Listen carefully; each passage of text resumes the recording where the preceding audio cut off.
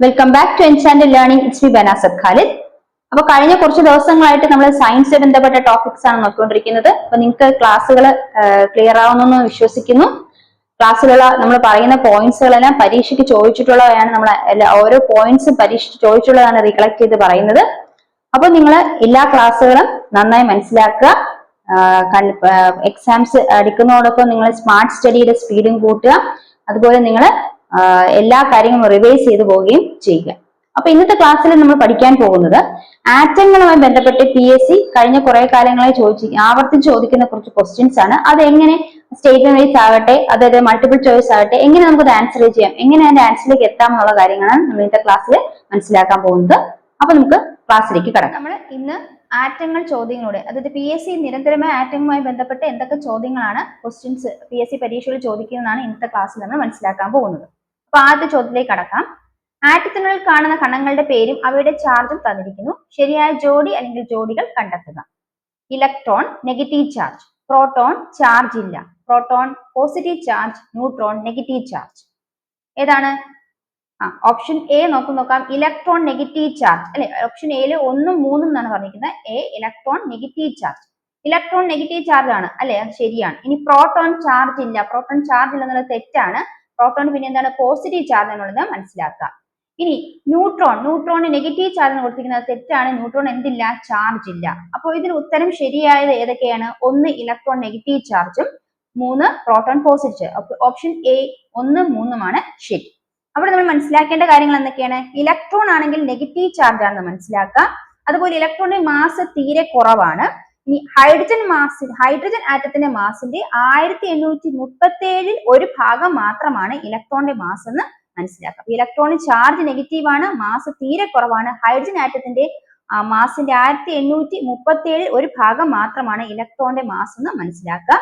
ഇനി ന്യൂക്ലിയസിന് പുറത്തായാണ് ഇലക്ട്രോൺ കാണപ്പെടുന്നതെന്ന് മനസ്സിലാക്കുക. ഇനി പ്രോട്ടോണിനെ കുറിച്ച് പറയുകയാണെങ്കിൽ പ്രോട്ടോൺ പോസിറ്റീവ് ചാർജ് ആണ്. ഇനി മാസ് എന്ന് പറയുന്നത് ഹൈഡ്രജൻ ആറ്റത്തിന്റെ മാസിന് തുല്യമാണെന്ന് മനസ്സിലാക്കുക. ഇനി ന്യൂക്ലിയസിൽ ആണ് ഈ പ്രോട്ടോൺ കാണപ്പെടുന്നതെന്ന് മനസ്സിലാക്കുക. ഇനി ന്യൂട്രോണിന്റെ കാര്യം പറയുകയാണെങ്കിൽ ന്യൂട്രോണിന് ചാർജ് ഇല്ല എന്ന് നമ്മൾ മനസ്സിലാക്കണം. അതുപോലെ മാസ് ഹൈഡ്രജൻ ആറ്റത്തിന് തുല്യമാണെന്ന് മനസ്സിലാക്കുക. ഇനി ന്യൂക്ലിയസിനുള്ളിലാണ് ഇവ കാണപ്പെടുന്നതെന്ന് മനസ്സിലാക്കുക. പ്രോട്ടോണും ന്യൂട്രോണും ന്യൂക്ലിയസിനുള്ളിലാണ്. മാസ് എന്ന് പറയുന്നത് ഹൈഡ്രജൻ ആറ്റത്തിന് തുല്യമാണെന്നും ന്യൂട്രോണ് ചാർജ് ഇല്ലെന്നും പ്രോട്ടോൺ പോസിറ്റീവ് ചാർജ് ആണെന്നാണ് നമ്മൾ മനസ്സിലാക്കിയത്. ഇനി അടുത്ത ചോദ്യത്തിലേക്ക് കടക്കാം. ന്യൂക്ലിയസിനെ ചുറ്റി കറങ്ങുന്ന കണിക.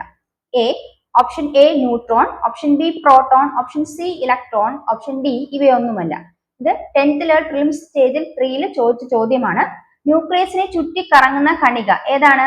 A neutron, B proton, C electron. ഇത് നമുക്ക് അറിയുന്ന ചോദ്യമാണ്. എന്താ ന്യൂക്ലിയസിനെ ചുറ്റി കറങ്ങുന്ന കണിക? നമ്മളിപ്പം പറഞ്ഞതേ ഉള്ളൂ. ഏതാണ്? ഇലക്ട്രോൺ ആണ് ന്യൂക്ലിയസിനെ ചുറ്റി കറങ്ങുന്ന കണിക. ഇനി മൂന്നാമത്തെ ക്വസ്റ്റിലേക്ക് നോക്കാം.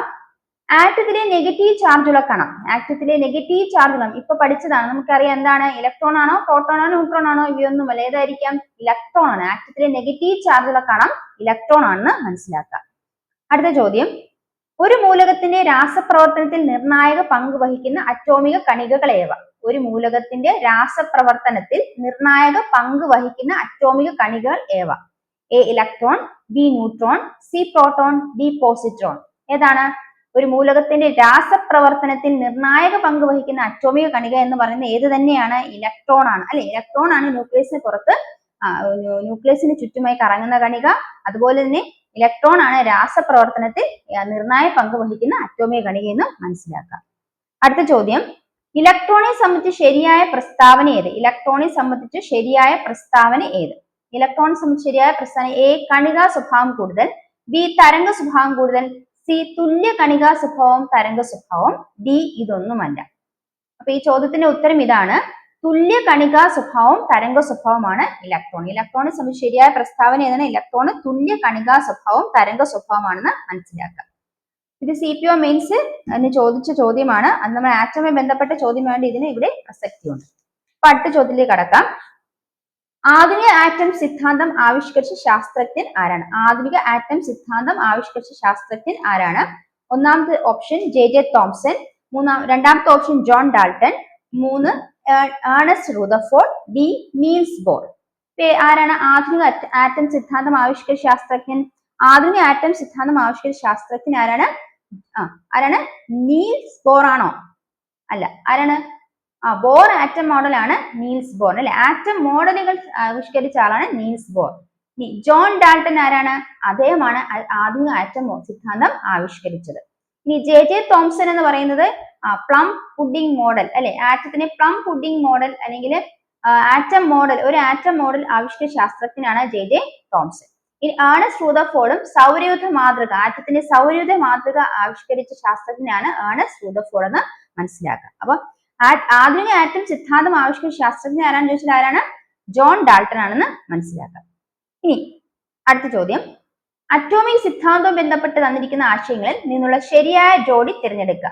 അറ്റോമിക സിദ്ധാന്തവുമായി ബന്ധപ്പെട്ട് തന്നിരിക്കുന്ന ആശയങ്ങളിൽ നിന്നുള്ള ശരിയായ ജോഡി തിരഞ്ഞെടുക്കുക. ഇതും മുൻവർഷ ചോദ്യമാണ്. ഒന്നാമത്തെ ഓപ്ഷൻ ഇതാണ്, രാസപ്രവർത്തന വേളയിൽ ആറ്റത്തെ വിഭജിക്കാൻ കഴിയും. എല്ലാ പദാർത്ഥങ്ങളും ആറ്റം എന്ന് പറയുന്ന അതിസൂക്ഷ്മ കണങ്ങളാൽ നിർമ്മിതമാണ്. ഒരു മൂലകത്തിന്റെ ആറ്റങ്ങളെല്ലാം ഗുണത്തിലും വലുപ്പത്തിലും മാസിലും സമാനമായിരിക്കും. രാസപ്രവർത്തനത്തിൽ ഏർപ്പെടാൻ കഴിയുന്ന ഏറ്റവും ചെറിയ കണികയാണ് ആറ്റം. ഇതിന്റെ ഉത്തരം ഏതാണ്? ശരിയായ ജോഡി തിരഞ്ഞെടുക്കുന്ന ഓരോന്നെടുത്ത് നോക്കാം. ഇതൊരു പ്രസ്താവന ചോദ്യമാണ്. രാസപ്രവർത്തന വേളയിൽ ആറ്റത്തെ വിഭജിക്കാൻ കഴിയും എന്നാണ് ഇവിടെ പറഞ്ഞിരിക്കുന്നത്. അറ്റോമിക് സിദ്ധാന്തം നമ്മൾ പഠിച്ചിരിക്കുന്നതിൽ രാസപ്രവർത്തന വേളയിൽ ആറ്റത്തെ വിഭജിക്കാനോ, അതായത് ആറ്റത്തെ വിഭജിക്കാൻ കഴിയില്ല, അതിനെ നിർമ്മിക്കാനോ അതുപോലെ നശിപ്പിക്കാനോ സാധിക്കില്ലെന്നാണ് പഠിച്ചത്. അപ്പൊ ഇത് എന്താണ്? തെറ്റാണെന്ന് മനസ്സിലാക്കുക. അടുത്ത, എല്ലാ പദാർത്ഥങ്ങളും ആറ്റം എന്ന് പറയുന്ന അതിസൂക്ഷ്മ കണങ്ങളാൽ നിർമ്മിതമാണ്. എല്ലാ പദാർത്ഥങ്ങളും ആറ്റം എന്ന് പറയുന്ന അതിസൂക്ഷ്മ കണങ്ങളാൽ നിർമ്മിതമാണത് ശരിയാണ്, നമ്മൾ പഠിച്ചിട്ടുണ്ട്. അടുത്ത, ഒരു മൂലകത്തിന്റെ ആറ്റങ്ങളെല്ലാം ഗുണത്തിലും വലിപ്പത്തിലും മാസിലും സമാനമായിരിക്കുമെന്ന് നമ്മൾ അറ്റോമിക് സിദ്ധാന്തത്തിൽ പഠിച്ച കാര്യമാണ്. അപ്പോൾ അതും ശരിയാണ്. രാസപ്രവർത്തനത്തിൽ ഏർപ്പെടാൻ കഴിയുന്ന ഏറ്റവും ചെറിയ കണികയാണ് ആറ്റം, അതും ശരിയാണ്. അങ്ങനെയാണെങ്കിൽ ഓപ്ഷൻ 1 മാത്രമാണ് ഇവിടെ തെറ്റ്. 2, 3, 4 ശരിയാണെന്ന് മനസ്സിലാക്കാം. അപ്പൊ അറ്റോമിക് സിദ്ധാന്തം ആവിഷ്കരിച്ച ശാസ്ത്രജ്ഞൻ ആരാണെന്ന് നമ്മൾ മനസ്സിലാക്കി? John Dalton. ഇനി അറ്റോമിക് സിദ്ധാന്തത്തിൽ പറഞ്ഞിരിക്കുന്ന കാര്യങ്ങൾ എന്തൊക്കെയാണ്? 1, എല്ലാ പദാർത്ഥങ്ങളും ആറ്റം എന്ന് പറയുന്ന അതിസൂക്ഷ്മ കണങ്ങളാൽ നിർമ്മിതമാണെന്ന് പറഞ്ഞിട്ടുണ്ട്. ഇനി രാസപ്രവർത്തന വേളയിൽ ആറ്റത്തെ വിഭജിക്കാൻ കഴിയില്ല, അവയെ നിർമ്മിക്കാനോ നശിപ്പിക്കാനോ സാധിക്കില്ല. ഇനി ഒരു മൂലകത്തിന്റെ ആറ്റങ്ങളെല്ലാം ഗുണത്തിലും വലുപ്പത്തിലും മാസിലും സമാനമായിരിക്കും. വ്യത്യസ്ത മൂലകങ്ങളുടെ ആറ്റങ്ങൾ വ്യത്യസ്ത ഗുണങ്ങളും മാസും ഉള്ളവയായിരിക്കും. ഇനി രാസപ്രവർത്തനത്തിൽ ഏർപ്പെടാൻ കഴിയുന്ന ഏറ്റവും ചെറിയ കണികയാണ് ആറ്റം. 2 അതിലധികം മൂലകങ്ങളുടെ ആറ്റങ്ങൾ ലളിതമായ അനുപാതത്തിൽ സംയോജിച്ചാണ് സംയുക്തങ്ങൾ ഉണ്ടാകുന്നതെന്നും അറ്റോമിക് സിദ്ധാന്തത്തിൽ പറഞ്ഞിട്ടുണ്ട്. അപ്പൊ ഇത്തരം കാര്യങ്ങളാണ് അറ്റോമിക് സിദ്ധാന്തത്തെ കുറിച്ച് നമ്മൾ മനസ്സിലാക്കുക. അടുത്ത ചോദ്യം, ആറ്റം മാതൃകയുമായി ബന്ധമുള്ള ഏതാനും ചില പ്രസ്താവനകൾ താഴെ തന്നിരിക്കുന്നു.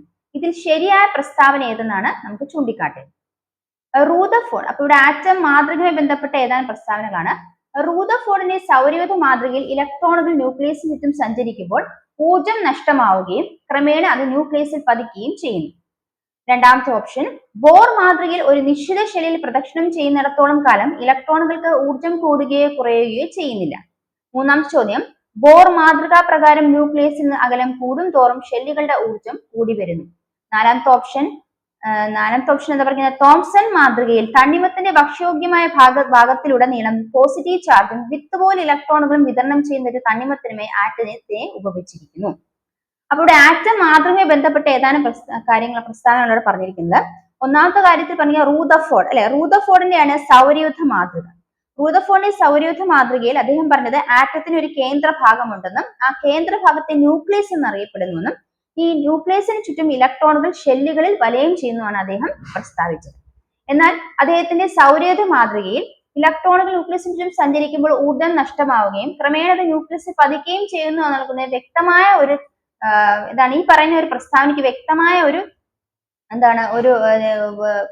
വ്യക്തമായ ഒരു വിശദീകരണം കൊടുക്കാൻ അദ്ദേഹത്തിന് സാധിച്ചില്ല. അപ്പം ഇത് റൂദർഫോർഡിന്റെ സൗരയൂഥ മാതൃകയിൽ വ്യക്തമായിട്ട് പ്രസ്താവിച്ചിട്ടില്ല. അതുകൊണ്ട് ഈ ഒരു പറഞ്ഞിരിക്കുന്ന ഓപ്ഷൻ തെറ്റാണ് നമ്മൾ മനസ്സിലാക്കണം. അദ്ദേഹം എന്ത് ചെയ്തില്ല? ഇതിന് വിശദീകരണം, ഊർജം നഷ്ടമാകുന്നത് ന്യൂക്ലിയസ് ചുറ്റും ഇലക്ട്രോണുകൾ സഞ്ചരിക്കുമ്പോൾ ഊർജം നഷ്ടമായി ക്രമേണ ന്യൂക്ലിയസിൽ പതിക്കുന്നു എന്നുള്ളതിന് വിശദീകരണം കൊടുക്കാൻ അദ്ദേഹത്തിന് സാധിച്ചില്ല. അടുത്ത രണ്ടാമത്തെ ഓപ്ഷൻ പറയുന്നത് ബോർ മാതൃക നിശ്ചിത ശൈലിയിൽ പ്രദക്ഷിണം ചെയ്യുന്നിടത്തോളം കാലം ഇലക്ട്രോണുകൾക്ക് ഊർജം കൂടുകയോ കുറയുകയോ ചെയ്യുന്നില്ല എന്നാണ് പറഞ്ഞിരിക്കുന്നത്. അപ്പൊ നമുക്ക് ബോർ മാതൃകയെ കുറിച്ചും റൂദർഫോർഡിന്റെ ആറ്റം സൗരയൂഥ മാതൃകയെ കുറിച്ചും ഒന്ന് മനസ്സിലാക്കാം. അപ്പൊ റൂദർഫോർഡിന്റെ സൗരയൂഥ മാതൃകയിൽ എന്താണ് പറഞ്ഞിരിക്കുന്നത്? അദ്ദേഹം ഒരു ആൽഫ പാർട്ടിക്കിൾ സ്കാറ്ററിംഗ് പരീക്ഷണത്തിന്റെ അടിസ്ഥാനത്തിലാണ് ഈ സൗരയൂഥ മാതൃക കൊണ്ടുവന്നിരിക്കുന്നത്. അതിൽ പ്രകാരം അദ്ദേഹം പറഞ്ഞിരിക്കുന്നത് എന്താണ് ആറ്റത്തിന് ഒരു കേന്ദ്രമുണ്ടെന്നും ആ കേന്ദ്ര ഭാഗത്താണ് ന്യൂക്ലിയസ് സ്ഥിതി ചെയ്യുന്നതും ഇലക്ട്രോണുകൾ ന്യൂക്ലിയസിന് ചുറ്റും നിശ്ചിത ഷെല്ലുകളിൽ വലയം ചെയ്യുന്നു. ഇലക്ട്രോണുകൾ ന്യൂക്ലിയസ് ചുറ്റും ഷെല്ലിൽ വലയം ചെയ്യുന്നു, ന്യൂക്ലിയസിനെ വലയം ചെയ്യുന്നു എന്ന് പറഞ്ഞിട്ടുണ്ട്. ഇനി അദ്ദേഹത്തിന് എന്ത് ചെയ്യാൻ സാധിച്ചില്ല? ഈ പറഞ്ഞ പ്രസ്താവന ന്യൂക്ലിയസിന്റെ ഇലക്ട്രോണുകൾ വലയം ചെയ്യുമ്പോൾ അതിന് ഊർജ്ജം നഷ്ടപ്പെട്ട് ക്രമേണ ന്യൂക്ലിയസിൽ പതിക്കുന്നു എന്നതിന് വിശദീകരണം കൊടുക്കാൻ അദ്ദേഹത്തിന് സാധിച്ചില്ല. അതുകൊണ്ട് അദ്ദേഹത്തിന്റെ ആറ്റം മാതൃകയ്ക്ക് ഒരു പരാജയമായിരുന്നു, അതിനൊരു ന്യൂനത ഉണ്ടായിരുന്നു എന്ന് മനസ്സിലാക്കാം. അടുത്ത ബോർ മാതൃകയിൽ പറഞ്ഞിരിക്കുന്നത് എന്താണ്? ബോർ മാതൃകയിൽ പറഞ്ഞിരിക്കുന്നത് ന്യൂക്ലിയസിന് ചുറ്റും ഇലക്ട്രോണുകൾ പ്രദർശനം ചെയ്യുന്ന നിശ്ചിത ഓർബിറ്റുകളിലാണെന്ന് പറഞ്ഞിട്ടുണ്ട്. ബോർ മോഡലിൽ പറഞ്ഞിരിക്കുന്ന ബോർ മാതൃകയിൽ ന്യൂക്ലിയസിന് ചുറ്റും ഇലക്ട്രോണുകൾ പ്രദർശനം ചെയ്യുന്നത് നിശ്ചിത ഓർബിറ്റുകളിലാണെന്ന് പറഞ്ഞിരിക്കുന്നു. ഇനി ഓരോ ഷെല്ലിലും ഇലക്ട്രോണുകൾക്ക് ഒരു നിശ്ചിത ഊർജ്ജമുണ്ടെന്നും അതിനാൽ ഷെല്ലുകളെ ഊർജ്ജ നിലയങ്ങളെന്ന് വിളിക്കാം. എന്ന് പറഞ്ഞാൽ ഓരോ ഷെല്ലിലും നിശ്ചിത ഊർജ്ജമുണ്ടെന്നും അതിനാൽ ഷെല്ലുകളെ ഊർജ്ജ നിലയം എന്ന് വിളിക്കാമെന്ന് പ്രസ്താവിച്ചിരിക്കുന്നത് ബോർ മാതൃകയിലാണ്. ഇനി പറഞ്ഞിട്ടുണ്ട് ഒരു നിശ്ചിത ഷെല്ലിൽ പ്രദക്ഷിണം ചെയ്യുന്നിടത്തോളം കാലം ഇലക്ട്രോണുകൾക്ക് ഊർജ്ജം കൂടുകയോ കുറയുകയോ ചെയ്യുന്നില്ല എന്ന് ബോർ മാതൃകയിൽ പ്രസ്താവിച്ചിട്ടുണ്ട്. അപ്പോൾ ഈ പറഞ്ഞ ഓപ്ഷൻ എന്താണ്? ശരിയാണെന്ന് മനസ്സിലാക്കാം. അടുത്ത ബോർ മാതൃക പ്രകാരം ന്യൂക്ലിയസിൽ നിന്ന് അകലം കൂടുന്തോറും ഷെല്ലിലെ ഊർജ്ജം കൂടി വരുന്നു എന്നാണ് പറഞ്ഞിരിക്കുന്നത്. ഇവിടെ എന്താണ് ബോർ മാതൃകയിൽ പറഞ്ഞിട്ടുണ്ട്? ന്യൂക്ലിയസിന് അകലം തോറും ഷെല്ലുകളുടെ ഊർജ്ജം കൂടി വരുന്നു എന്ന് ബോർ മാതൃകയിൽ പ്രസ്താവിച്ചിട്ടുണ്ട്. ഇനി നിശ്ചിത കാലയളവിൽ ന്യൂക്ലിയസിന് ചുറ്റും ഇലക്ട്രോണുകൾ ചുറ്റും പ്രദക്ഷിണം ചെയ്യുന്നിടത്തോളം കാലം ഊർജ്ജം കൂടുകയോ കുറയുകയോ ചെയ്യുന്നില്ല. എന്നാൽ ന്യൂക്ലിയസിൽ നിന്ന് ഇലക്ട്രോണുകൾ ഷെല്ലുകൾ അകലം തോറും എന്താണ് അവയുടെ ഷെല്ലുകളുടെ ഊർജ്ജം കൂടി വരുന്നതായിട്ട് മനസ്സിലാക്കുന്നു. അടുത്ത തോംസൺ മാതൃകയിൽ തണ്ണിമത്തിന്റെ ഭക്ഷ്യോഗ്യമായ ഭാഗത്തിലുടനീളം പോസിറ്റീവ് ചാർജും വിത്ത് പോലെ ഇലക്ട്രോണും വിതരണം ചെയ്യുന്ന തണ്ണിമത്തിനുമായി ആറ്റത്തിനെ ഉപമിച്ചിരിക്കുന്നു എന്നുള്ളത് ശരിയായ പ്രസ്താവനയാണ്. അപ്പൊ ഈ പറഞ്ഞ ചോദ്യത്തിൽ ശരിയായ പ്രസ്താവനകൾ 2, 3, 4 ആണെന്ന് മനസ്സിലാക്കുക. അപ്പൊ ഇന്നത്തെ ക്ലാസ്സിൽ നമ്മൾ ആറ്റവുമായി ബന്ധപ്പെട്ട് PSC റിപ്പീറ്റഡ് ആയി ചോദിച്ച ക്വസ്റ്റ്യൻസ് ആണ് ഡിസ്കസ് ചെയ്തത്. അതുമായി ബന്ധപ്പെട്ട ഫാക്ട്സ് നമ്മൾ മനസ്സിലാക്കിയിട്ടുണ്ട്. അപ്പൊ ഈ ക്ലാസ് നിങ്ങൾക്ക് യൂസ്ഫുൾ ആയെന്ന് വിശ്വസിക്കുന്നു. ഇതിന്റെ അടുത്ത ടോപ്പിക് അടുത്ത പോർഷൻ അടുത്ത വീഡിയോയിൽ ഉടനെ തന്നെ വരുന്നതാണ്. Children's bye from me. Thank you.